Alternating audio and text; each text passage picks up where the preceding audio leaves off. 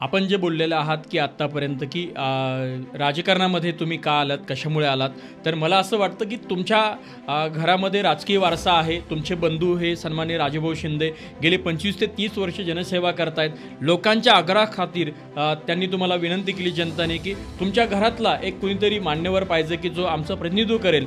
खरं तर मला असं वाटतं, की असे फार कमी लोकं असतात, जे लोकातून, जनभावनेतून, लोकांच्या मनामनात असतात आणि लोक त्यांना स्वतः आग्रह करतात, की तुम्ही आमचं नेतृत्व करा. कारण त्या नेतृत्वावरती लोकांना 100% विश्वास असतो. सन्माननीय राजूभाऊ शिंदे तेच एक नेतृत्व आहे, जे लोकांच्या समस्याला प्राधान्य देऊन त्या सॉल्व्ह करण्यासाठी स्वतः कटिबद्ध असतात.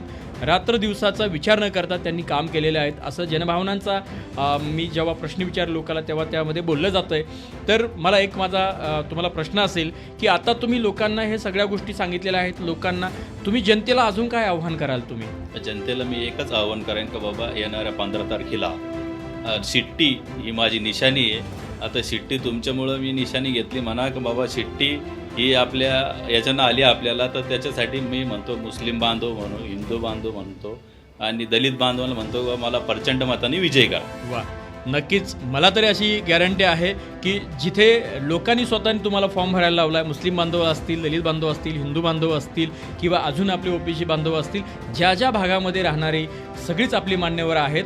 आणि मला तरी असं वाटतं, की राजूभाऊसारखं एक सोशल नेतृत्व, एक प्रामाणिक नेतृत्व आणि एक कर्तृत्वान आणि चारित्र्यवान नेतृत्व, जो कसली जात, धर्म, पाहत नाही आहे, माणूस म्हणून लोकांच्या समस्या सोडवल्या जात आहेत. मग अशा व्यक्तीला जनभावनांनी तुम्हाला उभं केलं आहे आणि मला तरी वाटतं येणाऱ्या 15 तारखेला जनताच तुमच्या अंगावरती गुलाल उधळणार आहे. मताच्या माध्यमातून 15 तारखेला तुम्हाला प्रचंड मतदान देतील आणि 16 तारखेला जनता स्वतः तुमच्या या आनंदाच्या उत्सवामध्ये सामील होईल.